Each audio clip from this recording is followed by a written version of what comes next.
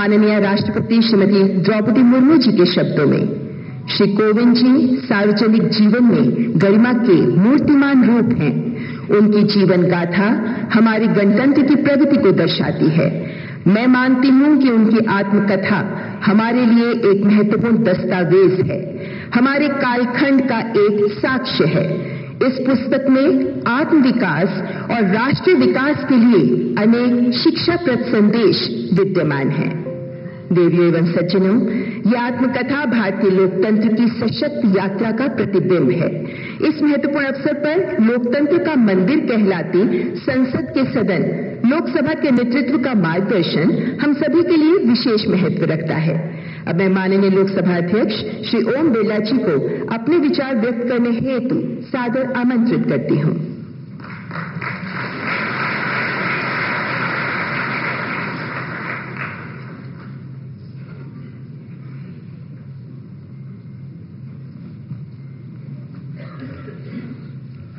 आज इस गौरवपूर्ण अवसर पर हम देश के यशस्वी प्रधानमंत्री आदरणीय नरेंद्र मोदी जी के कर कमलों से सरल, सहज, उच्च संवैधानिक आदर्शों के प्रतीक माननीय पूर्व राष्ट्रपति श्री रामनाथ कोविंद जी की जीवन यात्रा पर आधारित पुस्तक के लोकार्पण के साक्षी बन रहे हैं। माननीय कोविंद जी एक साधारण निर्धन परिवार में जन्मे।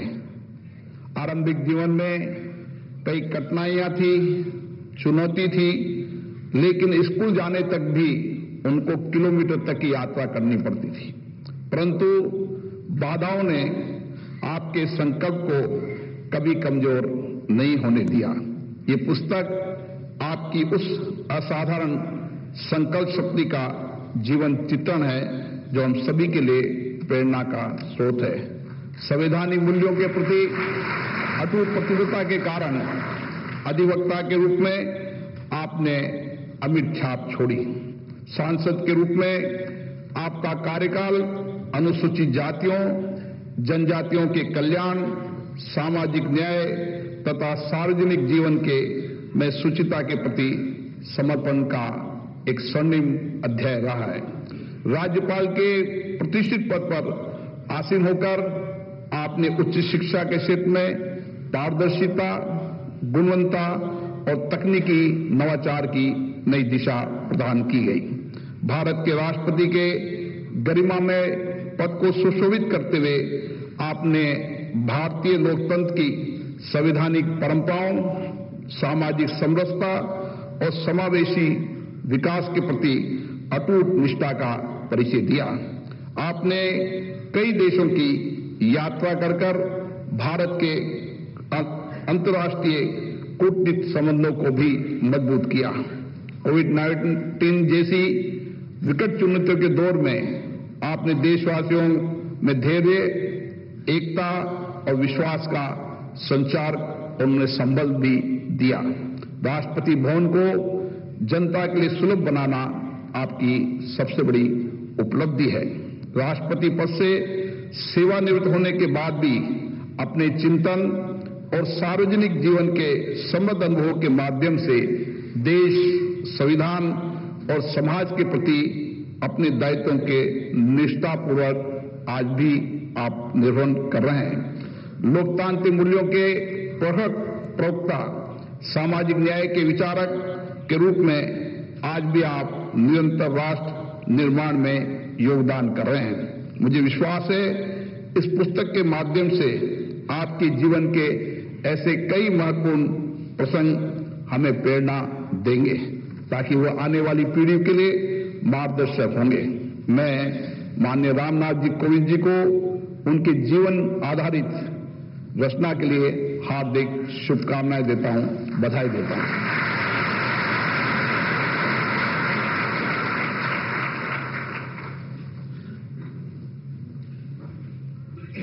धन्यवाद माननीय लोकसभा अध्यक्ष श्री ओम बिरला जी, आपके मूल्यवान विचारों के लिए आपका हार्दिक आभार। आदरणीय अतिथिगण, भारतीय राष्ट्रपति केवल राष्ट्राध्यक्ष नहीं बल्कि राष्ट्र की आत्मा के सजीव स्वर भी होते हैं।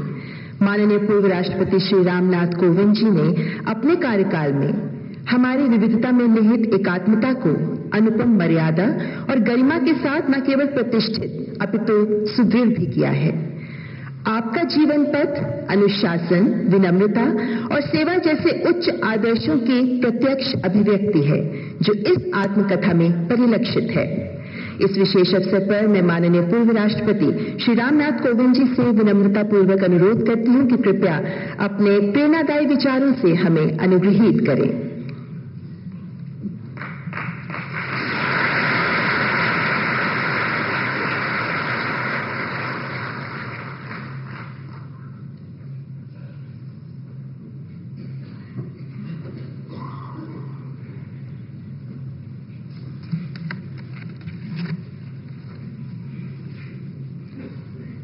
माननीय प्रधानमंत्री श्री नरेंद्र मोदी जी, माननीय लोकसभा अध्यक्ष श्री ओम बिरला जी, मेरी धर्मपत्नी श्रीमती सविता जी, सभागार में प्रमुख रूप से उपस्थित भारत के मुख्य न्यायाधीश जस्टिस सूर्यकांत जी, केंद्रीय मंत्रिमंडल के सदस्यगण एवं सांसदगण, विशिष्ट अतिथिगण, मीडिया जगत के मित्रों, देवी और सज्जनों, आज इस मंच से आप सबको संबोधित करना मेरे लिए एक भावपूर्ण क्षण है।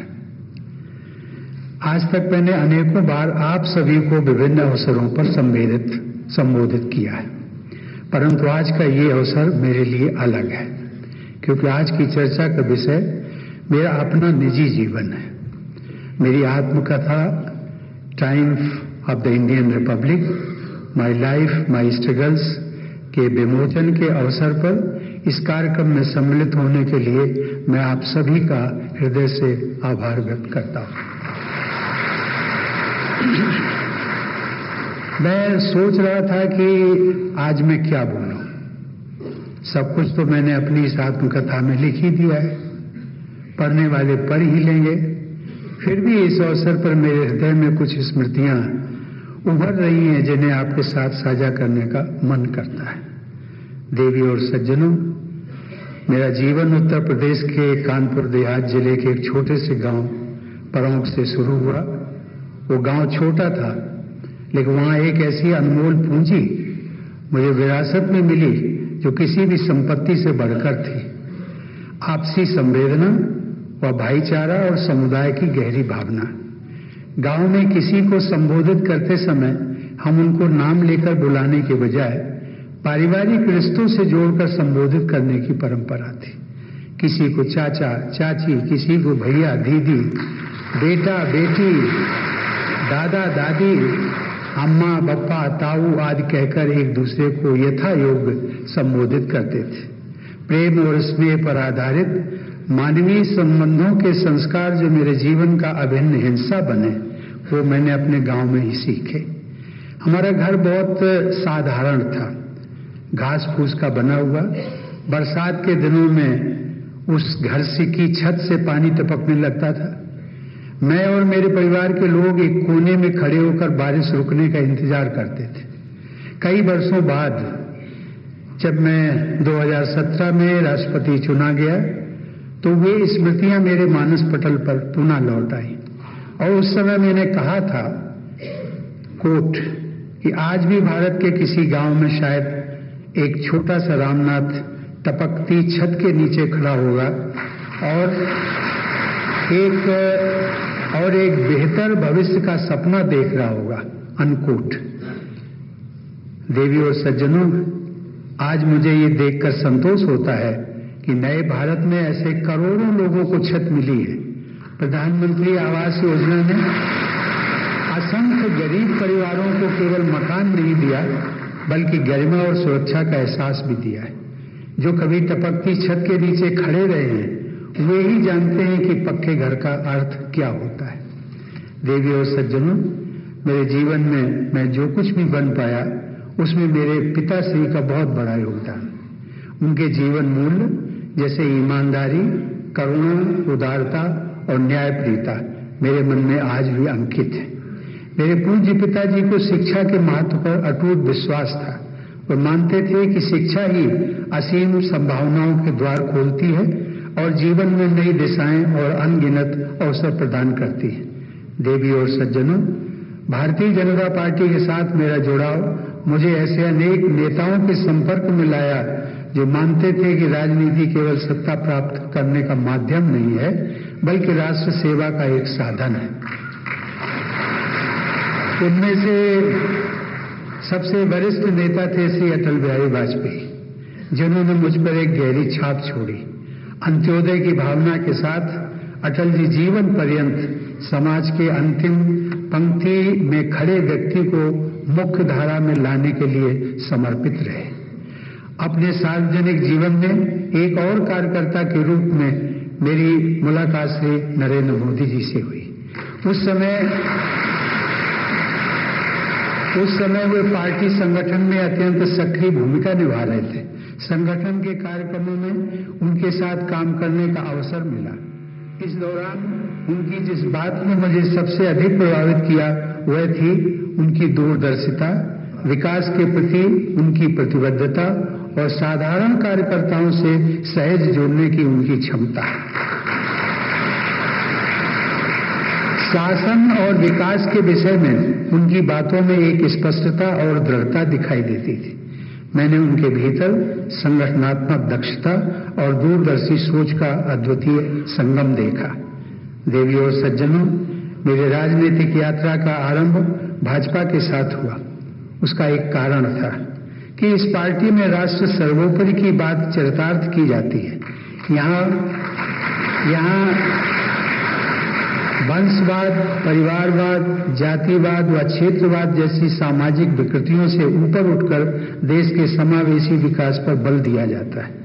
इसमें एक साधारण शिक्षक का पुत्र अटल बिहारी वाजपेयी जैसे पार्टी के सर्वोच्च नेता व देश का प्रधानमंत्री बन सकते हैं। इसमें स्टेशन पर चाय बेचने वाले एक पिछड़े वर्ग से संबंधित श्री नरेंद्र मोदी मुख्यमंत्री तथा देश के प्रधानमंत्री बन सकते हैं। यही नहीं, समाज के कमजोर वर्ग से आने वाला मेरा जैसा व्यक्ति भी राष्ट्रपति के पद तक पहुंच सकता है। वास्तव में यही भारतीय गणतंत्र की सच्ची विजय गाथा है। देवी और सज्जनों, आज जब मैं पीछे मुड़कर देखता हूं तो महसूस करता हूं कि प्रमुख से राष्ट्रपति भवन तक की ये यात्रा मेरी व्यक्तिगत उपलब्धि नहीं है। ये भारतीय गणराज्य की विजय है। ये हमारे संविधान में निहित आदर्शों की विजय है और ये करोड़ों साधारण भारतीयों की आकांक्षाओं की विजय है। मुझे विश्वास है कि मेरी जीवन गाथा देश के लाखों करोड़ों युवाओं के लिए आशा और प्रेरणा का स्रोत बनेगी। देवी और सज्जनों, आज इस अवसर पर अपना बहुमूल्य समय देने के लिए मैं माननीय प्रधानमंत्री जी के प्रति हृदय से कृतज्ञ हूँ। आपकी गरिमामय उपस्थिति ने इस अवसर को मेरे लिए और भी विशेष एवं अविस्मरणीय बना दिया है। इस पुस्तक की परिकल्पना से लेकर इसे पूर्णता तक पहुंचाने में महत्वपूर्ण योगदान देने के लिए मैं प्रकाशक रूपा पब्लिकेशंस को भी धन्यवाद देता हूं। और अंततः आज यहाँ उपस्थित आप सभी का मैं हृदय से आभार व्यक्त करता हूँ। आप सबकी उपस्थिति ने इस आयोजन को सार्थक एवं यादगार बना दिया है। धन्यवाद। जय हिंद।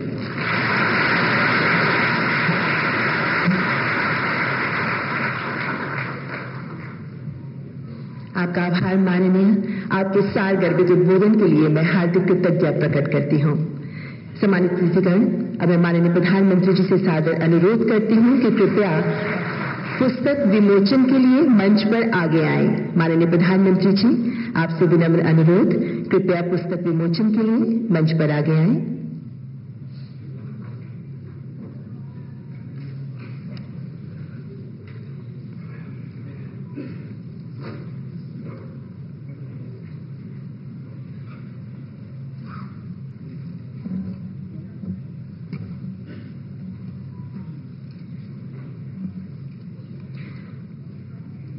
देवी और सज्जनों, अब मैं माननीय प्रधानमंत्री जी से विनम्र अनुरोध करती हूं कि कृपया अपने कर कमलों द्वारा श्री रामनाथ कोविंद जी की आत्मकथा the Triumph of the Indian Republic, my life my struggles का विमोचन करें।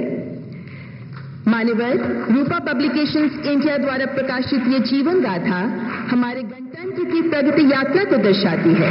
ये भारत के लोकतंत्र की शक्ति, संविधान के आदर्शों और उस अटूट विश्वास की कहानी है कि जिजीविषा प्रबल हो तो भारतीय गणराज्य में साधारण पृष्ठभूमि से उठकर उच्चतम पदों तक सुशोभित होना संभव है।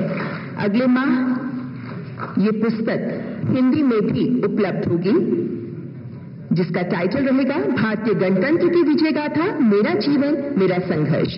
आपका हार्दिक आभार। और अब मैं परम आदरणीय माननीय प्रधानमंत्री जी से करबद्ध निवेदन करती हूं कि अपने ऊर्जापूर्ण विचारों से हम सबका मार्गदर्शन करें।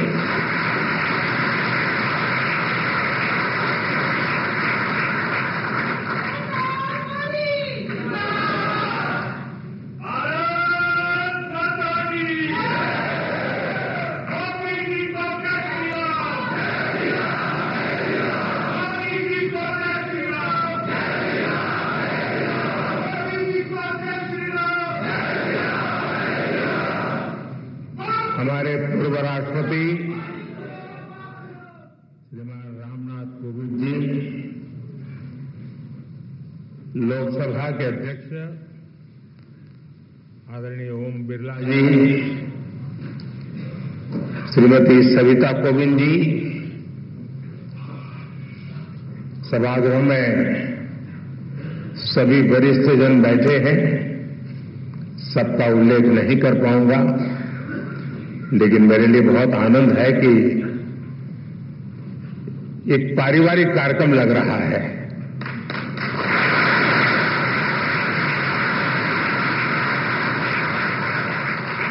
भाइयों बहनों, आज हमें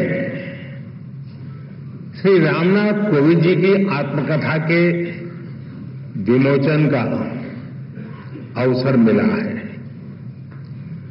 मुझे खुशी है कि मुझे भी इस कार्यक्रम का हिस्सा बनने का सौभाग्य मिला है। कोविंद जी से मेरा बहुत लंबा परिचय रहा है। उन्हें करीब से जानने का भी अवसर मिला है और राष्ट्रपति के रूप में उनका मार्गदर्शन और इस सब के साथ साथ उनका मेरे प्रति विशेष स्नेह, उनकी आत्मीयता, ये मेरी बहुत बड़ी पूंजी रही है।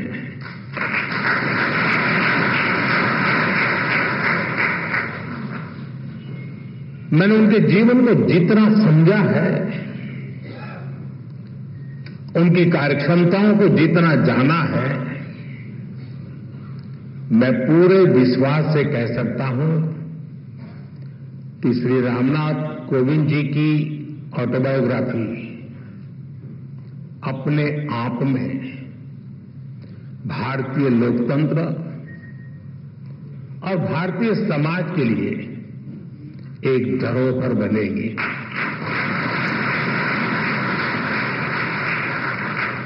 कोविंद जी की जीवन यात्रा, समाज और राष्ट्र के लिए उनका योगदान, ऐसा कितना कुछ है जिसके बारे में मैं विस्तार से बात कर सकता हूं, लेकिन बुक रिलीज में केवल कर्टन रेजर ही होना चाहिए। आप सब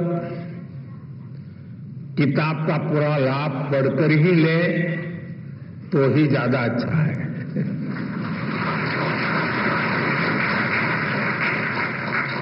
साथियों, कोविंद जी की जीवन यात्रा को आप उनके शब्दों में जानें,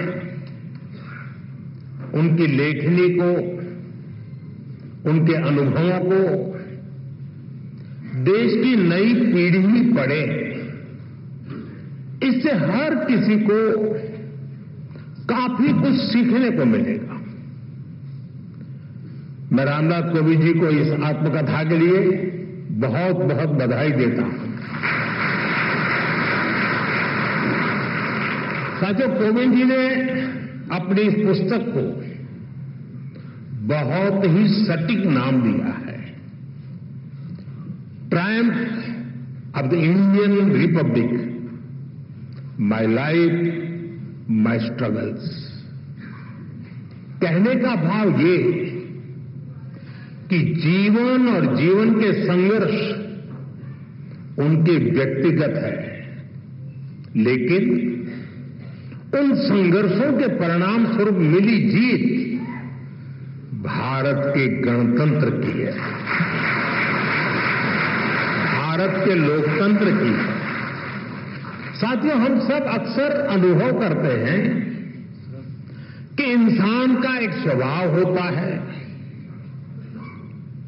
लोग अपनी सफलता का श्रेय खुद को देते हैं और जीवन की मुश्किलों के लिए, कठिनाइयों के लिए समाज को जिम्मेदार ठहराते हैं। लेकिन जब हृदय उदार हो, भारतीय संस्कार हो, तब व्यक्ति समाज की कमियां निकालने में समय नहीं गंवाता, वो उसके सकारात्मक पक्ष पर फोकस करता है, वो अपनी सफलता में समाज को बराबर का भागीदार मानता है। कोविंद जी की आत्मकथा और उसका शीर्षक इसके उदाहरण है। आप उनका जीवन देखिए, एक बेहद सामान्य परिवार में कानपुर देहात में उनका जन्म हुआ। कोविंद जी ने अभी भी कुछ वर्णन किया और अपनी किताब में भी लिखा है कैसे गर्मी के मौसम में एक दिन उनके घर में आग लग गई। उनकी मां अपनी चिंता छोड़कर घर की चीजों को बचा रही थी। आखिर एक सामान्य परिवार में मां के लिए एक एक चीज बच्चों के पालन पोषण का जरिया होती है। उसी कोशिश में आग में फंसकर उनकी माता जी की मृत्यु हो गई।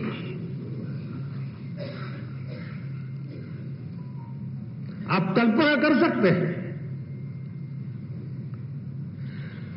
छोटी सी उम्र में मैं इस तरह की घटना, मां को इस तरह खो देना, ये कितना दर्दनाक रहा होगा। मैं तो भाग्यशाली रहा हूं, मेरी मां 100 साल से भी अधिक जीवित रही और मुझे आशीर्वाद देती रही। उसके बावजूद भी आज भी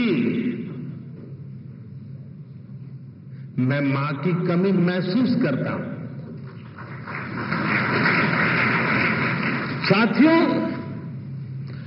उनके जीवन का एक ऐसा दर्दनाक घटनाक्रम था, कोई भी इसे टूट सकता था, लेकिन कोविंद जी को उन मुश्किलों ने मजबूत किया।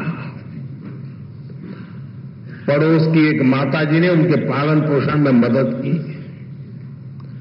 इसे उन्होंने समाज की एकता और सौहार्द की ताकत को समझा। इस घटना के बाद कोविंद जी के जीवन में उनके पिता की भूमिका और बड़ी हो गई और जिस तरह से उन्होंने अपने परिवार को संभाला, बच्चों को संस्कार दिए, इसलिए कोविंद जी अपने पिता को अपना हीरो मानते हैं।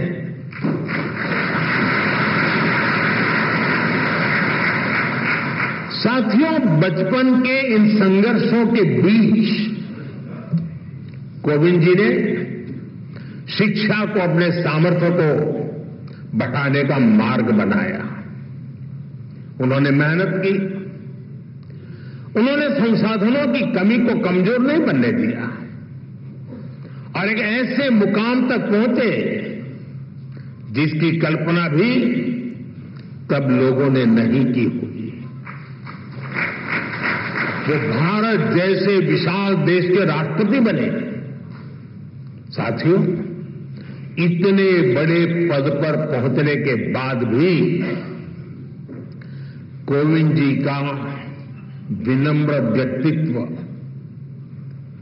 उनकी सादगी ऐसे ही कायम रही। मुझे याद है, प्रधानमंत्री के तौर पर मैं राष्ट्रपति भवन में उनसे मिलने जाता था। प्रोटोकॉल के हिसाब से जो बातें नहीं हो सकती हैं, वो बातें वो करते थे। वो प्रधानमंत्री को छोड़ने के लिए गाड़ी के दरवाजे तक आते थे।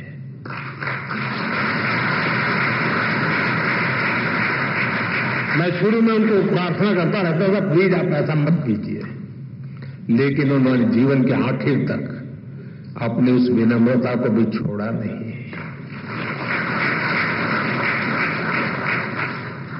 राष्ट्रपति बनने के बाद जब अपने गांव परौंठ गए तो उन्होंने वहां अपने गुरुओं के पैर छूकर उन्हें प्रणाम किया।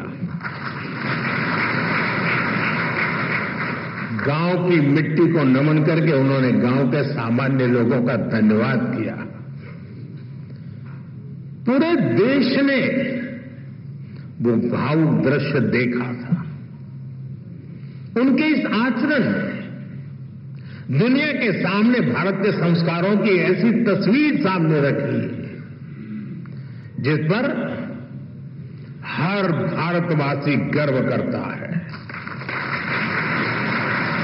साथियों, गुलामी के सैकड़ों साल में हमारे देश ने आर्थिक और सामाजिक रूप से बहुत कुछ खोया था। हमारे पूर्वजों ने सदियों तक संघर्ष किया। महात्मा गांधी, बाबा साहब आंबेडकर, ज्योतिबा फुले, सावित्रीबाई फुले, ऐसी कितनी ही महान विभूतियों ने भारत के नवनिर्माण का सपना देखा था। एक ऐसा भारत जहां गरीब से गरीब, वंचित से वंचित को शिखर तक पहुंचने का अवसर मिल सके। कोविंद जी जैसे व्यक्तित्वों ने अपने श्रम और काबिलियत से केवल खुद का जीवन ही बदला इतना नहीं है, उन्होंने सदियों के उन स्वप्न को, उस विजन को भी साकार करने में अपनी अहम भूमिका निभाई है। और इस दिशा में हम सबके प्रयास अभी भी जारी है। हमें भविष्य में कोविंद जी जैसे अनेकों युवा चाहिए जो परेशानियों से परास्त न हो, जो मुश्किलों से मायूस न हो, बल्कि अपनी मेहनत से हर मंजिल को आसान बनाने का हौसला रखे। इसी बदलाव से सशक्त भारत के निर्माण का संकल्प पूरा होगा। यहीं से आत्मनिर्भर और विकसित भारत का रास्ता बनेगा। साथियों, ऐसे युवा शक्ति के निर्माण के लिए जो प्रेरणा चाहिए, कोविंद जी की ऑटोबायोग्राफी उसका अहम स्रोत बन सकती है। साथियों, कोविंद जी ने अपने जीवन में मोरारजी भाई देसाई के साथ अनुभवों के बारे में भी इसमें विस्तार से बताया है। कोविंद जी के भीतर देश सेवा की जो भावना थी, मोरारजी भाई के साथ काम करके उन्होंने जो सीखने को मिला, जो रास्ता मिला, कोविंद जी ने राजनीति और समाज सेवा को अपना मार्ग बनाया। वो अपने कर्तव्यों के लिए समर्पित रहे। सेवा को उन्होंने अपना लक्ष्य बनाकर काम किया।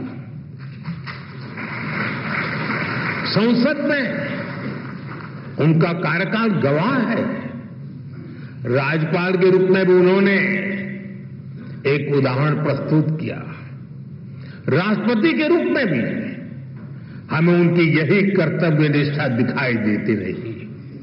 यहां तक कि राष्ट्रपति जैसे सर्वोच्च पद से सेवा मुक्त होने के बाद भी उन्होंने विश्राम नहीं लिया है। वो अभी भी एक देश एक चुनाव, वन नेशन वन इलेक्शन जैसे महत्वपूर्ण विषय पर काम कर रहे हैं, देश को जगा रहे हैं।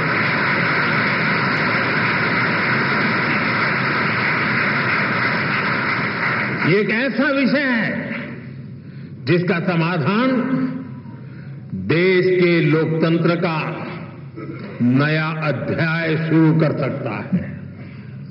मैं मानता हूं कोविंद जी की इस कर्तव्य निष्ठा और सेवा भाव से देश के लोग बहुत कुछ सीख सकते हैं। साथियों, सामाजिक जीवन में सक्रिय रहते हुए ऑटोबायोग्राफी के लिए समय निकाल पाना बहुत मुश्किल होता है। कोविंद जी ने ये काम हम सबके लिए किया है, क्योंकि उनके जीवन में ऐसा कितना कुछ है जिसमें गरीब वंचित तबके से आए तमाम लोग अपने जीवन की परछाई देख सकते हैं। कैसे एक साधारण परिवार मुश्किल हालातों में भी जीवन की शुचिता और ईमानदारी से समझौता नहीं करता। कैसे वही आदर्श आगे चलकर हमारे जीवन का आधार बनते हैं। हमारे कठिन समय के मूल्य किस तरह जीवन भर में हमें रोशनी देते रहते हैं। कैसे इस पवित्रता से हमें राष्ट्र सेवा की शक्ति मिलती है। अलग अलग पदों का दायित्व निभाते हुए कोविंद जी ने समाज को निरंतर इसकी प्रेरणा दी है। साथियों, मुझे विश्वास है कोविंद जी की ऑटोबायोग्राफी इसमें उनके जीवन की ही नहीं बल्कि हमारे लोकतंत्र की भी अहम स्मृतियां सुरक्षित होंगी। मैं एक बार फिर उन्हें उनकी आत्मकथा के लिए शुभकामनाएं देता हूं और मैं खास करके युवा पीढ़ी से आग्रह करूंगा, रील का जमाना है।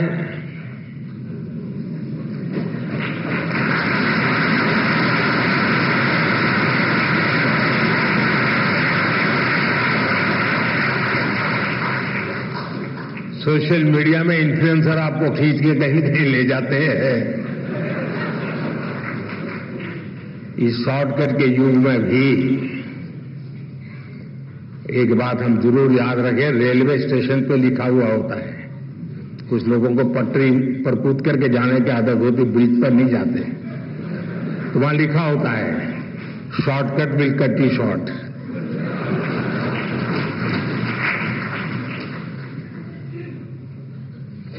और अगर शॉर्टकट के रास्ते से भी कहीं बाहर निकलना है तो मैं नौजवानों को कहूंगा, आपको जिसका भी पसंद हो ऑटोबायोग्राफी जरूर पढ़ें।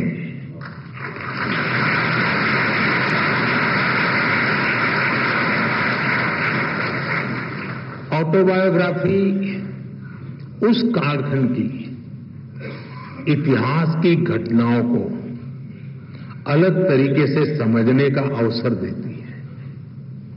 इतिहास से काफी निकट होता है वो कालखंड बायोग्राफी का, और इसलिए मैं जरूर चाहूंगा कि कोविंद जी की जो मेहनत है वो आने वाली पीढ़ियों को काम आए, युवा पीढ़ी को विशेष रूप से काम आए। बहुत बहुत शुभकामनाएं, बहुत बहुत धन्यवाद।